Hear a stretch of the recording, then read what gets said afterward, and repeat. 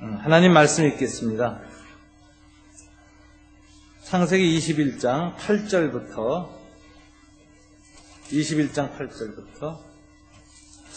34절까지 읽겠습니다. 21장 8절부터 34절. 제가 8절을 읽겠습니다. 아이가 자라매 젖을 떼고 이삭이 젖을 떼는 날에 아브라함이 큰 잔치를 베풀었더라.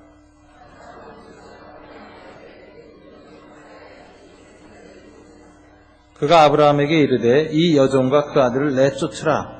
이 종의 아들은 내 아들 이삭과 함께 기업을 얻지 못하리라 하므로 하나님이 아브라함에게 이르시되 네 아이나 네 여종으로 말미암아 근심하지 말고 사라가 네게 이른 말을 다 들으라. 이삭에게서 나는 자라야 네 씨라 부를 것임이니라.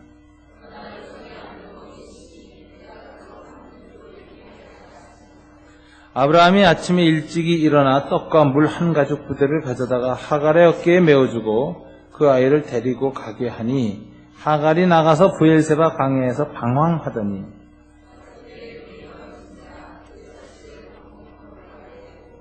이르되 아이가 죽는 것을 참아 보지 못하겠다 하고 화살 한바탕 거리에 떨어져 마주 앉아 바라보며 소리내어 우니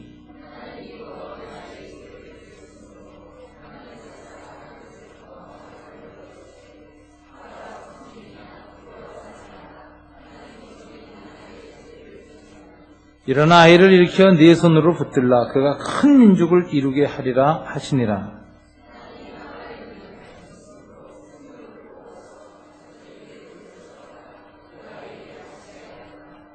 하나님이 그 아이와 함께 계심에 그가 장성하여 광야에서 거주하며 활손자가 되었더니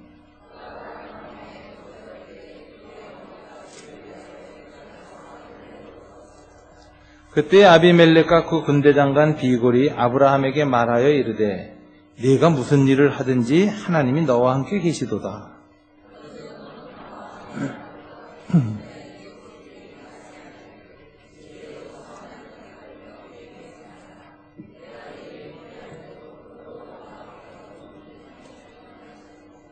아브라함이 이르되 내가 맹세하리라 하고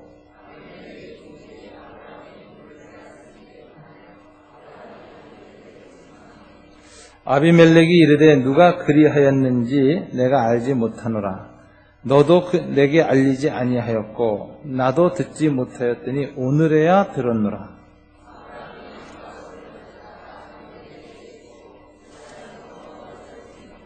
아브라함이 7 암양 새끼를 따로 놓으니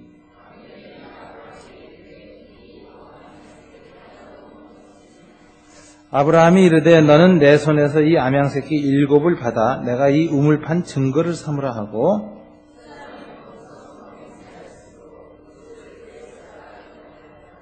그들이 브엘세바에서 언약을 세우매 아비멜렉과 그 군대장관 비골은 떠나 블레셋 사람의 땅으로 들어갔고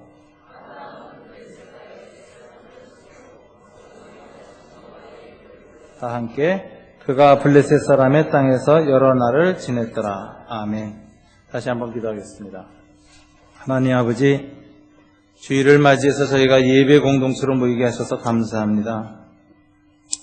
저희가 모일 때마다 하나님의 은혜를 베풀어 주시되 이 시간은 특별히 말씀 받는 시간입니다. 성령과 말씀으로 우리를 다스리시는 주님의 그 거룩한 왕권이 이 시간 말씀 안에 임재하도록 도와주시옵소서.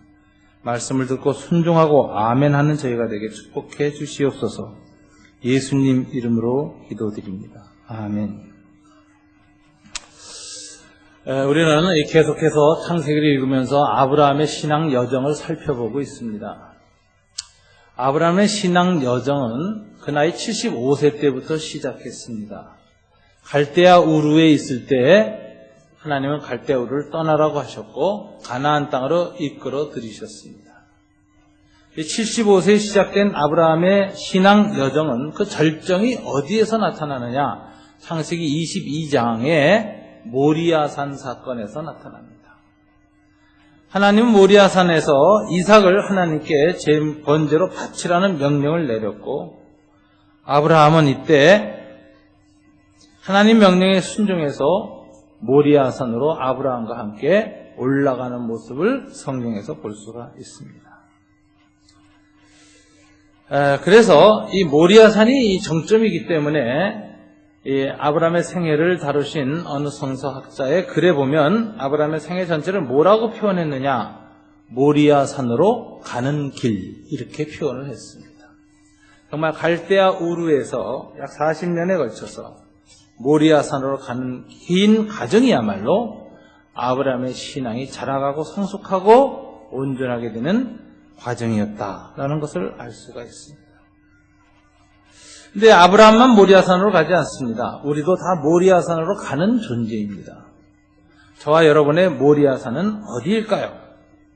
모리아산은 자신에게 가장 소중한 것, 가장 사랑하는 것을 하나님께 드리고 내려놓는 자리가 바로 모리아산입니다.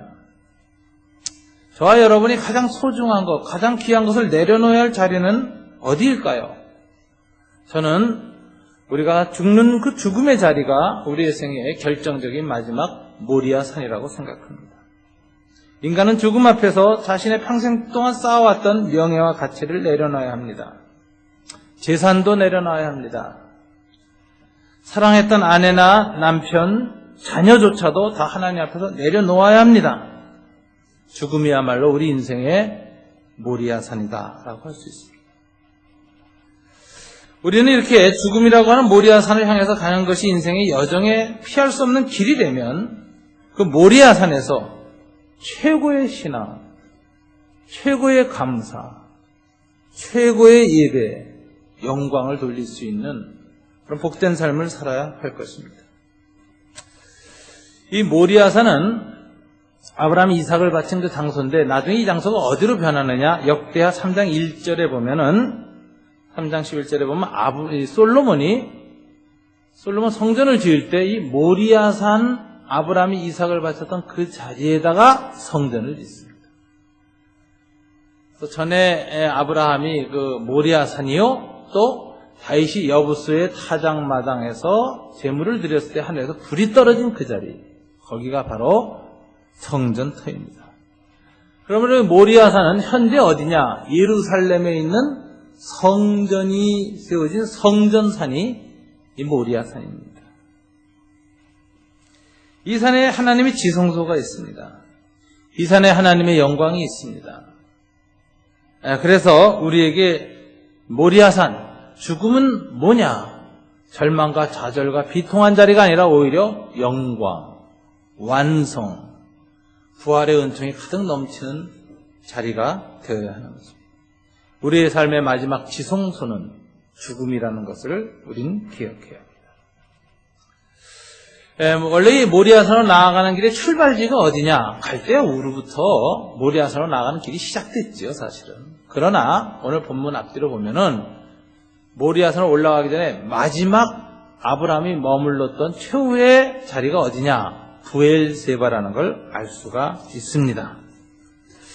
21장 33절 34절에 보면 아브라함은 부엘세바에 에셀나무를 심었고 거기서 영원하신 여호와 하나님의 이름을 불렀으며 그가 블레셋 사람의 땅에서 여러 날을 지냈더라. 그래놓고 그 일 후에 22장에 보면 하나님이 아브라함을 모리아산으로 부르셨습니다. 블레셋 사람의 땅 그리고 부엘세바에 머물렀다.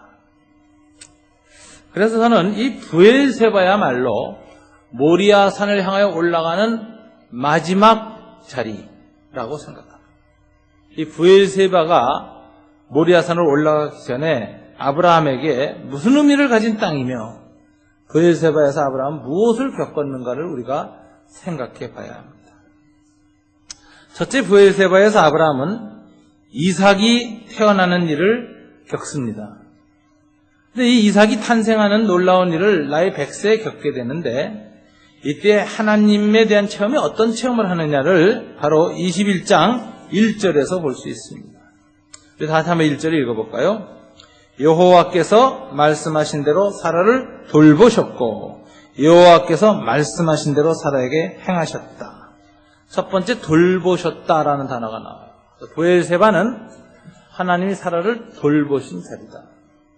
이 돌보셨다는 단어가 무슨 뜻인지 아십니까? 히브리어 단어를 살펴보면 돌보셨다라는 것은 신방하셨다, 또 방문하셨다 이런 뜻입니다. 그래서 이 다른 성경에는 권념하셨다 이런 표현도 옛날에 영어 이제 한문으로 나왔어요. 이제 돌아보셨다 이런 뜻이에요. 하나님이 자기 백성을 돌아보시면 좋은 일이 생깁니다. 항상. 그래서 그 대표적인 게 이제 출애굽기 2장에 보면은 마지막 절에 이스라엘이 그 파라오 밑에서 성에 강제 노역을 나가서 이제 부르짖으니까 그 고통 소리를 들으시고 아브라함과 이삭과 야곱과 맺은 언약을 기억하사 제일 먼저 하신 일이 자기 백성을 돌아보았더라 이렇게 됐어요. 하나님이 이스라엘 백성의 고난을 아시고 제일 먼저 하신 일은 돌아보셨다. 근데 돌아보셨다는 건 신방하셨다는 거예요. 자기 백성 신방하셨어요. 방문하십니다. 근데 방문하시는데 어떻게 방문하셨느냐? 그 다음에 출애굽기 3장에 보면 시내산 가시떨기에 불이 가득 찬 불 가운데 하나님이 방문하세요. 그러니까 모세가 끌려오죠. 그리고 그 모세에게 하나님이 임재하셔서 모세와 함께 이스라엘로 가십니다. 그래서 하나님이 모세와 함께 고난당하는 이스라엘 백성을 신방하시는 겁니다. 그래서 이 신방의 결과가 뭐냐? 신방의 결과는 항상 좋은 일이죠. 뭐예요? 출애굽의 은총을 받는다. 하나님의 구원이 선포되는 겁니다. 오늘 하나님께 아브라함의 집에 신방 오셔서 사라를 만나셨더니 결과가 뭐예요? 언약이 성취되어져서 이삭이 태어났다는 거죠. 이게 신방하다, 방문하다는 것의 의미입니다. 저도 우리 교우들 집에 어떤 일이 있을 때 신방을 가게 됩니다. 어려운 일이 있거나 힘든 일이 있어서 가게 됩니다. 그때 항상 마음속에 하나님 저와 함께 가십시오. 임마누엘 가셔서 저만 보내지 마시고 주님 함께 이 가정을 방문하시고 이 병상을 방문하시고 주님의 은총을 허락하여 주옵소서 라고 기도하게 됩니다. 여러분들이 이 신방 받을 때 그런 자세로 받아주시면 하나님이 아주 기뻐하십니다. 요즘은 아파트 문화가 발달해서 그런지 신방하는 거 별로 좋아하질 않아요. 그런지 신방 사역이 한국에서 현저하게 사라졌습니다. 근데 여러분 그 옛날에 우리 어머니들 신방 받으실 때 보면 남다른 자세가 있었어요. 미리 준비하시고 기도하시고 신방 오는 날 얼마나 집안을 다 썰어서 깨끗하게 정돈하시고 상을 딱 펴놓으시고 그 음식 같은 거는 준비해 뒀다가 딱 하시는데 얼마나 그 신방 받는 일을 하나님을 모시듯이 하는지 목사로서 민망할 정도로 대하십니다. 제가 그때 어머니들 신방 받으면서 느끼는 게 이렇게 목사가 신방 받는 습관 들였다간 나도 모르게 권위주의가 생기겠구나. 목사님 모시 하나님 모시듯이 하는 거예요. 그래서 이럴 때 참 조심해야 되겠구나 이런 생각을 했지만 그러나 그 자세는 굉장히 귀한 겁니다. 우리가 이제 하나님의 신방을 받는 방법이 뭐냐? 전 두 가지라고 생각해요. 하나님이 사용하시는 하나님의 종, 목사님이나 선교사님들을 여러분들이 가정에 모실 때, 그때 하나님이 함께 오신다. 이거 신방의 첫째 원칙이에요. 두 번째는 언제 또 하나님이 여러분 가정에 신방 오시느냐? 주님이 약속하셨어요. 내 이름으로 두세 사람으로 모이는 곳에는 내가 항상 그들 가운데 함께 있겠다. 여러분 목장을 여러분들의 가정에서 받아들일 때, 목장 예배를 여러분 가정에서 드릴 때, 목장 모임을 여러분 가정에서 열고 섬길 때 그 목장과 함께 주님은 약속대로 두세 사람 내 이름으로 모이는 곳에 임재하시는 거예요.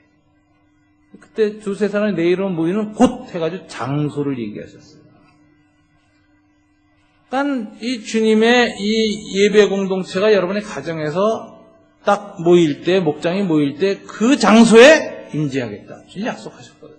이게 신방이에요, 신방. 그래서 이 하나님의 신방을 직접 받는 방법이 두 가지입니다. 주의 종들을 받아들이시고 또 그 다음에 목장 공동체를 여러분 가정을 열어서 받아들이십시오. 하나의 임재가 있습니다.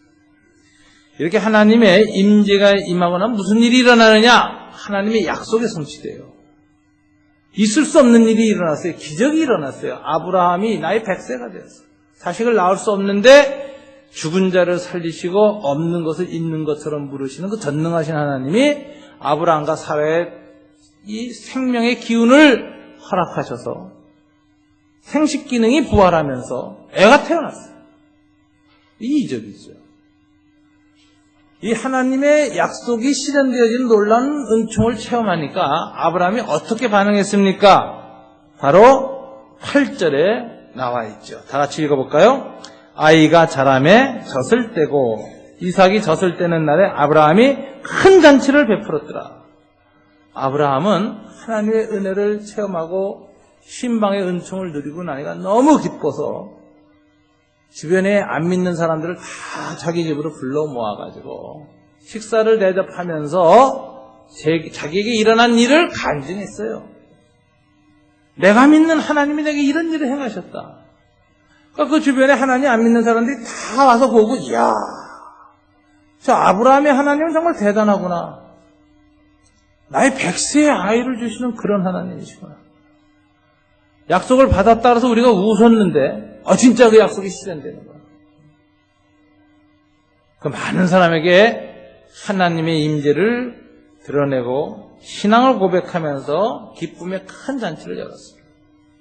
여러분들도 여러분들 가정 가운데서 하나님이 혹시 여러분의 기도를 응답하시고 좋은 일을 허락하시고 이건 하나님이 주신 일이다 싶으면 숨기지 마시고 가족끼리만 좋다 이러지 마시고 목장 식구들 다 불러 모으시고 거기 또 VIP 안 믿는 사람들도 같이 초청하셔가지고 오늘 내가 식사를 여러분 대접합니다.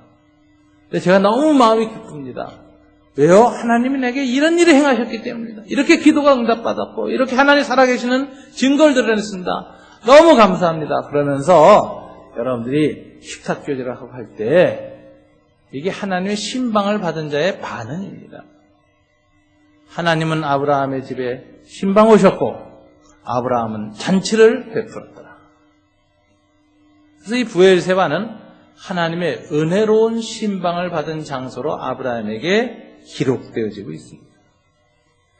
두 번째는 아브라함의 큰 근심이 해결된 자리입니다. 8절부터 21절까지 나오는 얘기인데요. 자, 이삭이 태어나서 자라는데 집안에 갈등이 생겼어요. 이삭의 형이었던 이스마엘, 하갈의 아들이 이삭을 희롱하고 괴롭혔습니다. 사라가 이걸 못 견뎠어요. 그래서 남편한테 하갈과 이스마엘을 내쫓으라 그랬어요. 그거 아브라함이 굉장히 고민한 것 같습니다. 얼마나 깊이 고민했느냐? 2번에 걸쳐서 매우 근심하였다는 표현이 나와요. 11절 보세요. 다 같이 읽어볼까요? 아브라함이 그의 아들로 말미암아 그 일이 매우 근심이 되었더니 12절에 이 근심이 얼마나 컸는지 하나님도 알았어요. 12절 다 같이 읽어볼까요? 하나님이 아브라함에게 이르시되 네 아이나 네 여종으로 말미암아 근심하지 말고 이렇게. 이 근심하다는 단어를 헬라어 히브리어 원문을 찾아보니까 혼이 심히 떨다 이런 뜻이에요. 심히 떤다. 이 땀과 진동이 얼마나 심했는지 아브라함이 매우 심히 떨었고 이 갈등 때문에 스트레스 엄청 받았고 하나님도 이 떠는 소리를 듣고 나타났었어요. 그래서 내 종 하갈과 이스마엘에 대해서 내가 심히 근심하지 말라. 여러분 이 아브라함의 마음을 이해하실 수 있을 겁니다. 아브라함에게 이스마엘은 장남입니다. 보통 아버지들이 장남에 대해서 굉장히 엄격합니다. 그리고 민감해요. 그래서 장남이 아버지한테 가장 많이 맞고 자라요. 왜 그런가? 애를 잘 키워보고 싶고 바로 키워보고 싶은데 너무 초보 운전이에요. 초보 애비거든요. 그러니까 잘 몰라요. 그러니까 민감해가지고 조그만 일에도 애 버릇들인다고 말이에요. 아주 단단히 야단치고 못을 박아요. 그래서 이 과잉 대응을 아빠가 이 첫애에게 많이 합니다. 그래서 이 첫째 아들이 대부분 아버지에게 상처를 많이 받고 갈등을 많이 받아요. 애를 한 3쯤 낳아보면 3번째부터는 무섭던 아버지가 다 풀어져 있어. 그렇게 해서 되지 않는다는 걸 깨닫고 이제 여유 있는 노련한 아버지가 되지요. 근데 첫째 아들한테 잘 그러지를 못해요. 그래서 이 장남하고 아버지 사이가 좋은 예가 그렇게 많지 않아요. 장남은 아버지한테 항상 좀 아버지가 나한테는 지독하게 대하신다, 뭐 이런 상처가 좀 있습니다. 또 이 장남이 사실은 시간이 지나면 볼수록 장남이 귀합니다. 장남은 우리 한국의 가부장적 문화 속에서는 무의식 속에 온 가족의 중심에 서게 되고 책임감 가운데 자라게 돼요. 그래서 장남이 좀 잘 자라가지고 가족에서 책임을 지는 존재로 자라고 그런 온 가족을 배려하는 이런 마음을 갖고 자라면 가정이 대부분 화목합니다. 동생들과 형제들을 위해서 양보를 하고 희생을 할 줄 알아요. 그래서 장남 때문에 그 집안이 잘 모이고 됩니다. 근데 장남이 그런 여유와 배려가 없이 야박하면요, 콩가루 집안 됩니다. 누이 동생이고 남동생이고 다 형한테 대해서 다 마음이 상해서 제사 지내는 집안은 제삿날도 안 와. 마음이 상해서. 그러니까 이게 참 장남의 역할이 굉장히 중요한 거예요.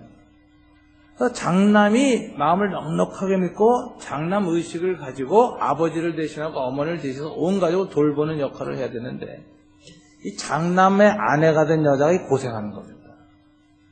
그 집안 맏며느리는 좀 다 그 시어머니나 뭐야 좀 귀히 여길 줄 알아야 돼요. 남편의 그 처지를 이해하고 남편을 사랑하기 때문에 그 부인도 같이 희생하고 양보하고 사는 거예요. 굳은 일 더 맡아 하고. 그래, 그게 얼마나 힘든 일입니까? 그래서 이 장남한테 시집와가지고 고생하는 그 아내에 대해서 장남분들은 또 고마워하고, 집안 어른들도 맏며느리에 대해서는 좀 각별한 마음을 갖고 대하는 게 바람직하지 않겠느냐, 이런 생각이 듭니다. 그다음에 장남은 손해를 많이 보는데 저도 좀 그런 것 같아요. 저는 그 학부를 졸업하고 대학원 졸업하고 하고 뭐 그럴 때마다 그저 교수님들이 참 잘 봐서 저는 가르침 연사가 있다고 보통 그런 것 같아요. 그래가지고 유학가라고 그렇게 하고 추천서 다 써주시고 장학금도 약속을 해주세요. 가라는데. 근데 저는 못 갔어요. 3번이나. 왜 못 갔냐? 내가 유학 가버리면 우리 어머니하고 우리 집사람하고 애는 어떻게 살아요? 가족에 대한 생계 문제 때문에 유학을 못 가겠어요. 그래서 3번이나 전 유학 가기를 포기했는데 내 동생은 쑥 가! 그냥 쑥 갈 뿐만 아니라 자기 아들도 맡기고 가. 그래서 내가 조카를 6살 때까지 키웠어요. 이 장남은 조금 달라요. 한 번 더 생각하거든. 자기만 생각할 수가 없어요. 이 장남이 이제 이렇게 중요하고 그래서 독특한 관계가 형성됩니다. 아버지하고 장남 사이에. 그런데 이 아브라함에게 장남 이스마엘을 광야로 내보내나, 이건 죽으라는 거잖아요. 인간적인 생각을 보세요. 광야에 하갈하고 애 탁 내보내는데 이거 죽으러 내보내는 거거든요. 사실 죽이라는 소리예요. 처다들을. 이거 참 받아들일 수 없는 것이고 근심이 되고 고통스러워. 이거 어떡하나? 우리 아들 이스마엘을 저걸 광야로 내보내서 죽여야 하나? 이 근심이 얼마나 컸는지 하나님이 아셨어요. 야, 아브라함, 근심하지 말라. 이 기도하고 근심 때문에 고통스러운 아브라함에게 나타나셔서 뭐라고 해요? 이 13절. 내 이스마엘을 내가 지켜줄 것이다. 그러나 여종의 아들도 내 신이 내가 그로 한 민족을 이루게 하리라. 하나님 약속하세요. 아브라함의 근심을 덜어주시는 거죠. 네가 네 품에 안고 돌보는 것보다 내가 직접 돌보면 더 잘 돌봐줄 수 있다. 믿느냐? 아브라함이 아멘! 믿음이 생겼어요. 그래. 내 울타리에서 이 아이를 키우는 것보다 하나님이 지키겠다고 약속하시니 하나님 앞에 내보내면 나보다 더 전능하신 팔, 더 큰 사랑으로 이 아이를 맡아주실 것이다 라는 믿음이 생긴 거예요. 그래서 내보냅니다. 14절에 보니까 아브라함이 아침에 일찍이 일어나 이렇게 되어 있는데, 떡과 물 한 가죽 부대를 가져다가 하갈의 어깨에 메워주고 그 아이를 데리고 가게 하니 하갈이 나가서 브엘세바 광야에서 방향하여. 이 브엘세바라는 요 장소가 이스라엘 최남단 마지막 농경지가 있는 장소입니다. 그래서 요것이 애굽으로 넘어가는 관문 도시예요. 그리고 여기를 딱 건너가면 애굽과의 사이에는 거대한 광야가 있어요. 시나이 반도가 있고 이스라엘 남부 바란 광야가 있어요. 제가 부엘세바에 갔다가 바란 광야를 거쳐서 자동차로 6시간 동안 돌아서 예루살렘으로 올라왔는데 어마어마한 광야가 있어요. 저는 그 사막지대에 미국의 그 그랜드 캐년 같은 엄청난 협곡이 있는 걸 봤어요. 그래서 그쪽의 히브리 말로 그걸 뭐냐면 하나님이 발바닥으로 디뎌서 뭉쿵 들어간 곳이다라고 말하는 거대한 저희 광야 협곡이 있더라고요. 가서 보니까 정말 장관이에요. 엄청난 깊이로 광야가 푹 해수면 400m 밑에까지 꺼져 있는데 이야 장관이에요. 그러니까 이 미국의 그랜드 캐년은 많이 가봐도 바란광야 남동쪽에 세계에서 가장 깊은 협곡을 광야 협곡을 본 사람이 드물어요. 거기 또 잘 안 가요 관광객들이.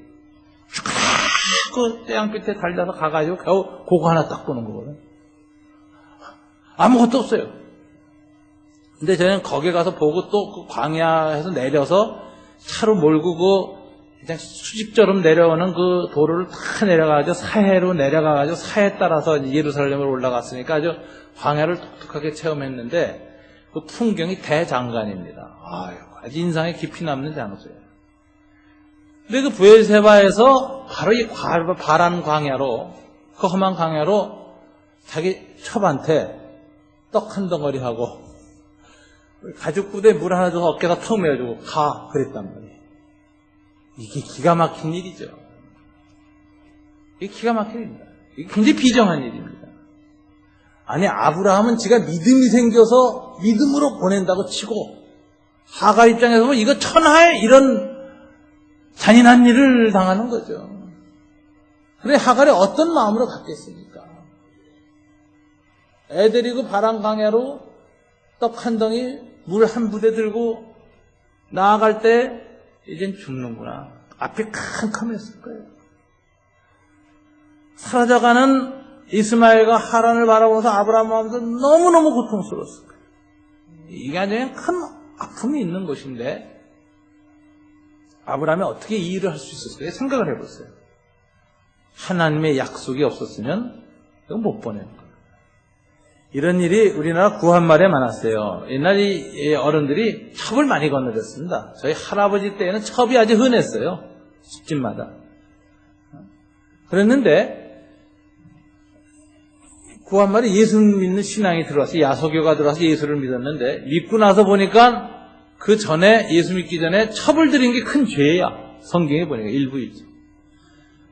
그런데 이것을 회개하고 하나님 앞에 새로 정돈하기로 결심한 예수 믿는 분들이 많아요. 이분들이 나중에 다 장로가 다 되고 그래요. 그래서 교회 영수가 되고 다 이러시는데 이분들이 갈등을 하는 게 뭐냐. 그 후처 밑에서 난 아들과 후처를 어떻게 할 것이냐 이거죠. 이미 결혼해서 애가 나왔는데. 그 중에 보니까 이런 분들이 있어요. 크게 기도하고 하나님께 힘을 달라고 한 다음에 후처를 찾아가서 얘기하는 거예요. 여보, 내가 당신을 사랑하고 첩으로 받아들이고 애를 낳아서 이렇게 살았는데 내가 예수를 믿고 나니까 이게 죄라는 걸 깨달아서 내가 이제 더 이상 당신하고 이렇게 와서 자고 갈 수가 없어. 나를 용서하시오. 그래놓고 재산을 주고 그 자녀 키울 수 있도록 다 주고 그 아버지로서의 역할은 해요. 그러나 이제 사랑했던 그 둘째 집에 안 오는 거죠. 이거 부인 입장에서 보면 천하의 왼수가 예수죠. 이게 이럴 수가 있나 말이야. 이런 사람이 있고 그때 그 남편의 그 변한 모습이 너무 놀래가지고 섭섭하기도 하면서도 성경을 다시 보고 교회 나가서 봤다가 은혜 받아서 여전도서로 헌신한 부인들이 많았어요. 초대교회에.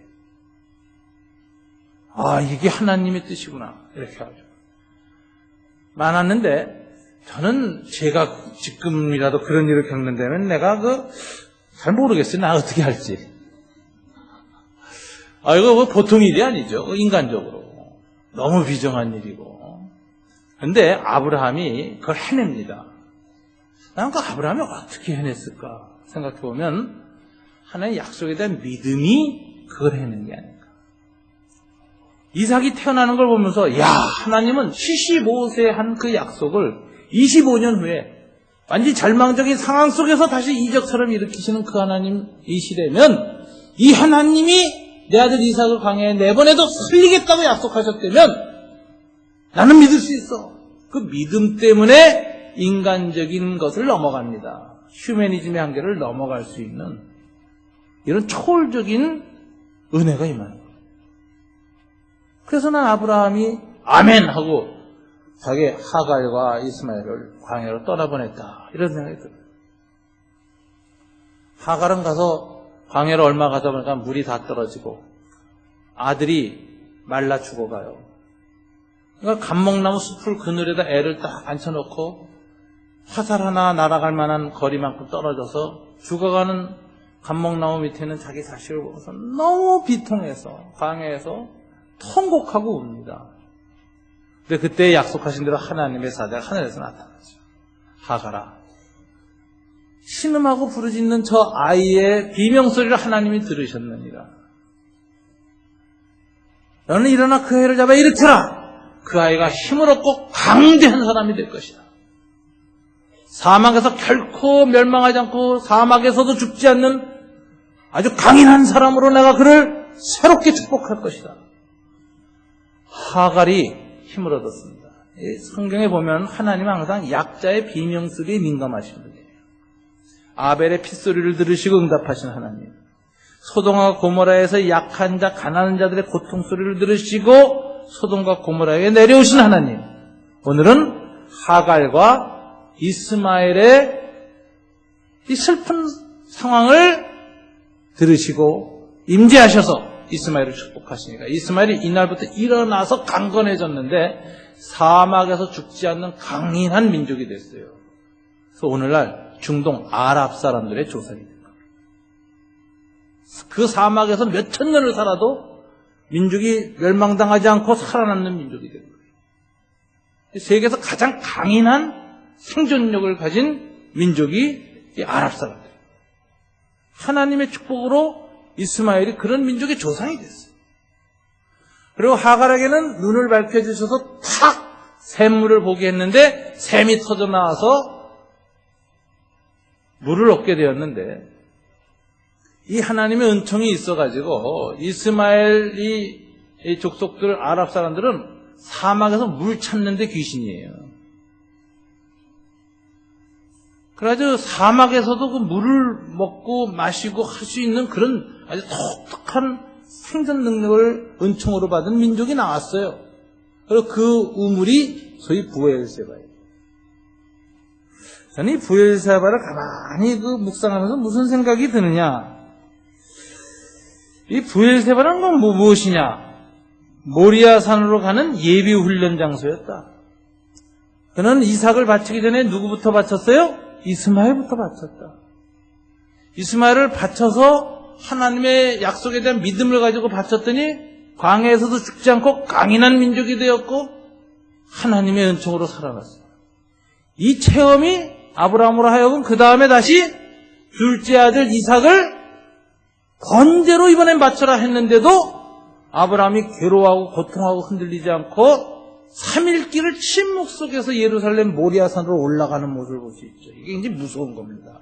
침묵 속의 행진. 인간적인 모든 갈등과 아픔과 이해 못함을 믿음으로 묵묵히 넘어가면서 오직 침묵으로 자기 아들을 데리고 모리아산으로 올라가는 이 아브라함의 신앙 정진. 굉장히 무서운 모습이에요. 근데 이게 어디서 생겼느냐 이거죠. 부엘세바에서 겪는 겁니다. 이스마엘을 통해서 미리 체험하는 것.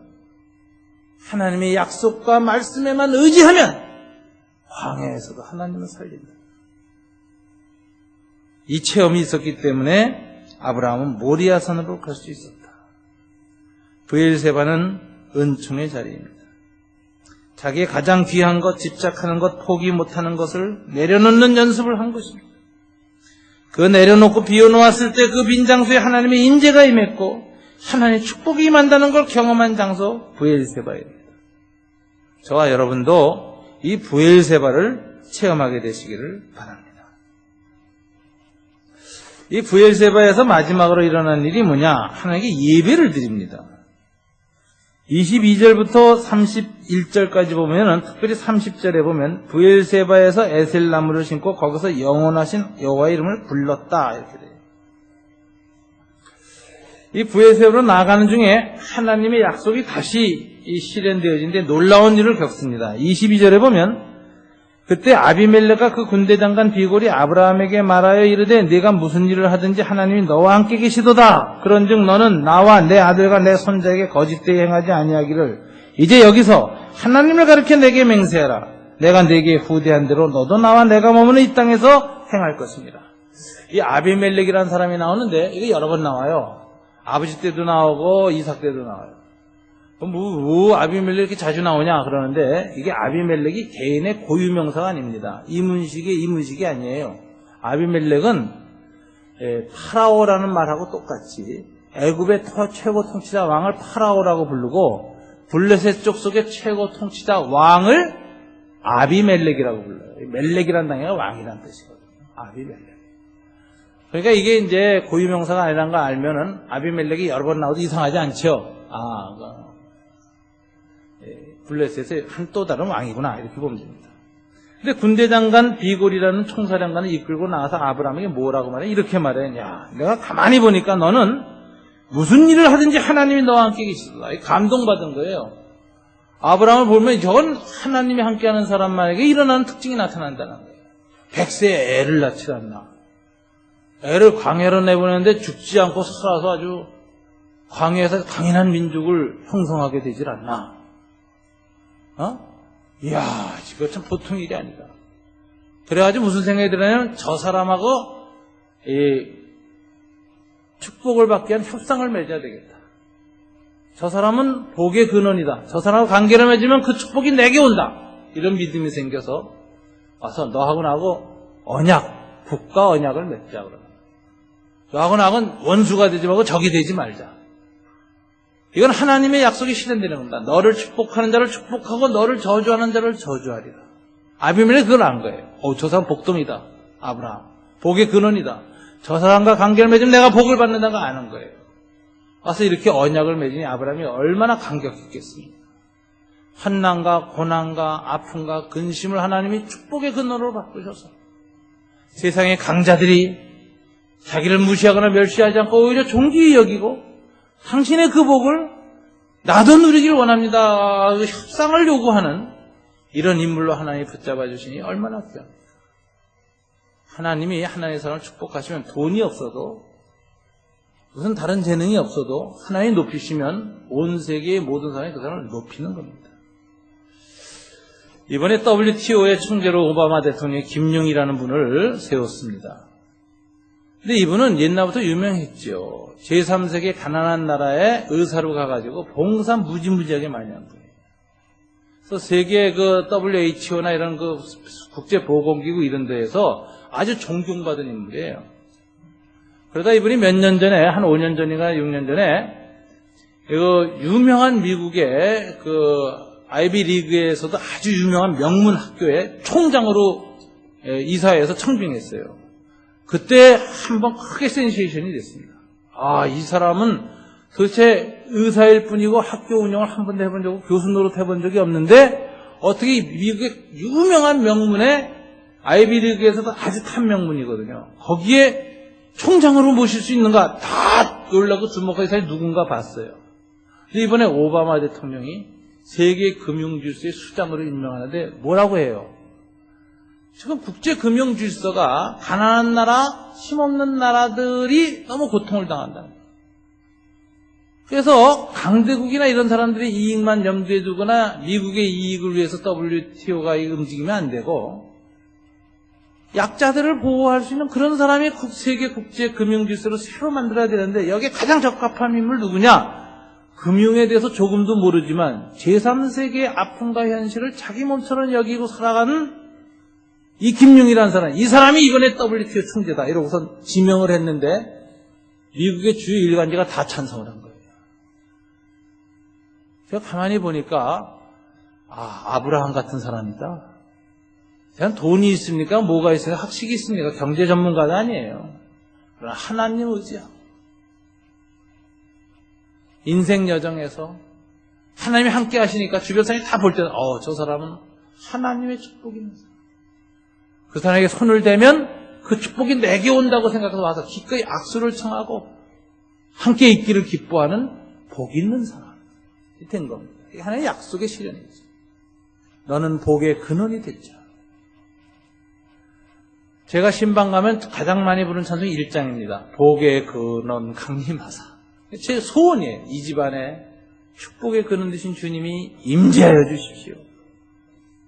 제가 아이들을 놓거나 집안에서 기도할 때 가장 많이 하는 기도 내용 중에 하나가 하나님 이 사람을 복의 근원으로 삼으사 이 사람을 만나고 관계 맺는 모든 사람이 복받게 하십시오.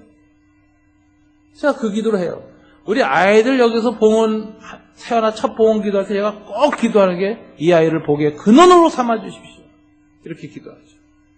일이 일어나는 인생이 복인입니다. 복된 사람.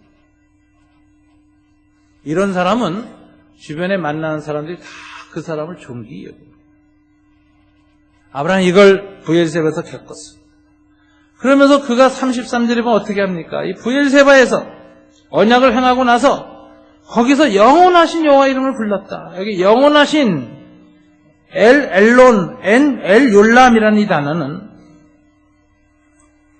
하나님은 영원하시고 영원히 존재하신 분이므로 이분이 약속하신 그 언약도 영원할 것이라는 고백을 하는 거예요. 맞아요. 하나님은 아브라함에게 약속하셨는데 그 약속하신 분이 영원히 존재하시는 영생하신 하나님이에요.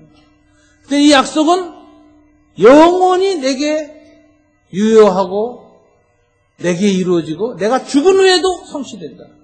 그래서 아브라함은 하나님의 언약은 내가 살았을 때뿐만 아니라 내가 죽은 후에도 성취된다는 강한 믿음을 가져서 하나님께 영광을 돌립니다.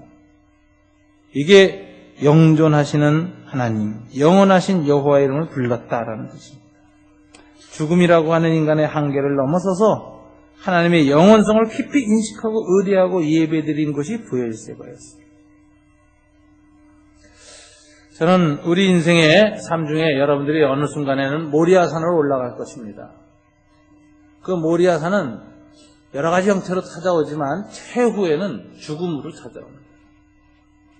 죽음 앞에서 우리가 귀하게 여겼던 그 모든 것을 내려놓는 순간, 하나님 앞에 내려놓아야 할 때, 그때 하나님의 큰 믿음으로 그곳에 하나님의 언약을 기억하고 그걸 넘었을 때, 비워놓을 때, 하나님이 그 사람을 영광 가운데 잡아주실 터인데, 이 모리아산으로 올라가기 전에 브엘세바에서 미리 하나님에 대한 온전한 예배를 회복하게 되기를 원합니다.